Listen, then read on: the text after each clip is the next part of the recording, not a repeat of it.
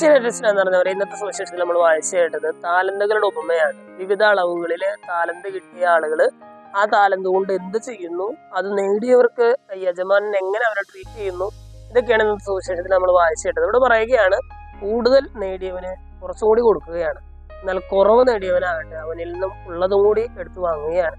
എന്ന് പറഞ്ഞാൽ നമുക്കറിയാം, സാധാരണ രീതിയിൽ ലോകത്തിൻ്റെതായിട്ടുള്ള ഒരു ചിന്തയില് ഇത് അനീതിയാണ്. കൂടുതലുള്ളവന് വീണ്ടും വീണ്ടും കൊടുത്തുകൊണ്ടിരിക്കുന്നു, കുറവുള്ളവന്റെ കയ്യിൽ നിന്ന് ഉള്ളതും കൂടി തട്ടി പറിച്ചു വാങ്ങുന്നു എന്നൊക്കെ പറഞ്ഞാൽ അത് അനീതിപരമായിട്ടുള്ളൊരു കാര്യമാണ്. പക്ഷെ ഈ സുവിശേഷം വായിക്കുമ്പോൾ നമ്മൾ ഇതിനെ പിന്നിലെ ഒരു സ്റ്റഡി നടത്തുമ്പോൾ നമുക്ക് മനസ്സിലാകുന്നുണ്ട്, ദൈവികമായ കൃപകളെ കുറിച്ചാണ് പറയുന്നത്. ഈശോ പറയുകയാണ്, കൂടുതലുള്ളവന് വീണ്ടും നൽകപ്പെടും, ഇല്ലാത്തവനിൽ നിന്നും ഉള്ളതുകൂടി എടുക്കപ്പെടും. എന്ന് പറഞ്ഞാൽ ദൈവം നിനക്ക് ഏതെങ്കിലുമൊക്കെ മേഖലയിൽ എന്തെങ്കിലുമൊക്കെ ഒരു കൃപ നൽകിയിട്ടുണ്ട്.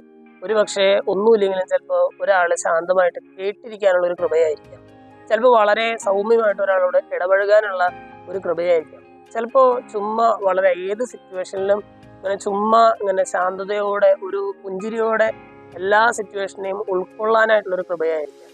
ഏതെങ്കിലും തരത്തിലൊക്കെ ഒരു കൃപ ദൈവം നമുക്ക് നൽകിയിട്ടുണ്ട്. ഈശോ പറയുകയാണ്, നിങ്ങൾക്ക് നൽകപ്പെട്ടിരിക്കുന്ന കൃപ അത് വർദ്ധിപ്പിക്കാനായിട്ട് ശ്രമിക്കും.